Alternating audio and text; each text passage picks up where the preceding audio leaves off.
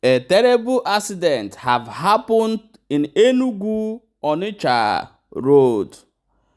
Hello my people, welcome back. So we are getting this information today being 28th August that a terrible accident have occurred in the Enugu and Onitsha Road.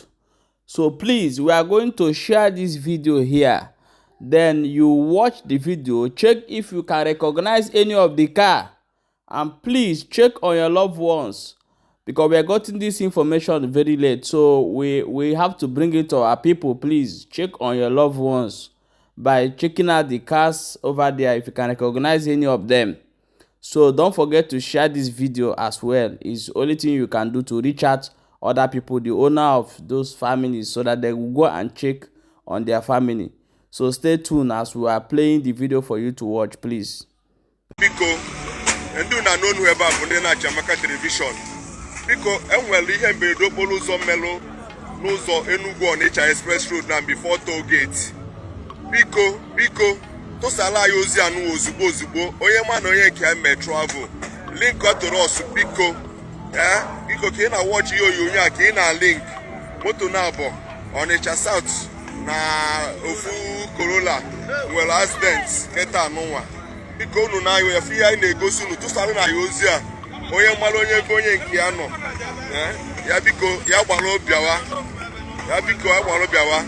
anyị na-report ya anụ live from the scene, live from the event ka anyị na-report ya. Biko tụsara anyị ozi a nụwa, tụsara anyị ozi a biko tụsara na anyị ozi a biko ka onye ọbụla wee ike chọrọ onye nke ya wee bịawa. Ọ dị na-achị Amaka telivishọn na ebe anụwa live wee na-ewetara unu ka o si wee na-aga. Biko ozi anụwa ga viral, onye nweta ya share ozugbo, onye nweta ya share inwe nọmba ndị road safety kpọọ ha ozugbo, the emergency line. Biko ọ dị very very urgent. Biko unu na-anya unu ga-afụ mana driver ka n'okwu n'ime steering ebe oche press dori ebe ahụ mgbe ka a na-egwu moto ka a ga-esi wee kpọfụta ya. Biko ozi a dị very important. Tụsala ya. Thank you very much. Ị na-eme nke ka Chineke gozie gị, ka Chineke gbaa gị ume. Ị na-abụ onye enyemaka nyelụ ndị ọzọ, ka Chineke gbaa gị ume.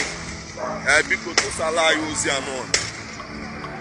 Biko tụsa ya agawa onye ọbụla wee ike kpọwa ndị nke eji nọmba ndị polisi road safety. Biko ya tụsala ya ozi anụ ọsịsọ. Atụsala ya ozi a ọnụrụ be nwanne. Biko ya gba n'ọsọ n'ihe gbasara ihe mberede okporo ụzọ anụwa. Netụsala anyị ozi anụwa ya gawa ebe dị iche iche ozugbo.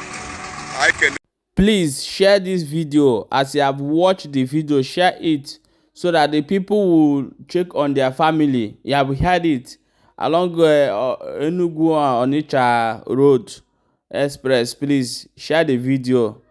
Share the video is the only thing you can do, so that you can get to the family of those people. They watch the video and see if they can recognize any of the cars over there.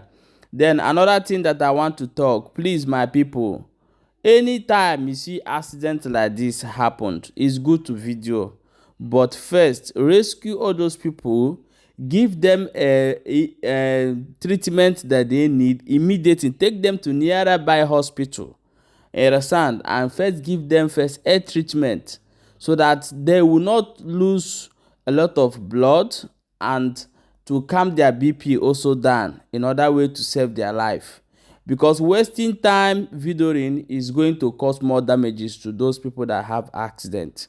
So please, next time if you are the one who bring this information, take note of this. Encourage people there to save those people first, bring them out, rush them to hospital. Later on you do your thing. So thank you so much for watching, guys. Don't forget to share.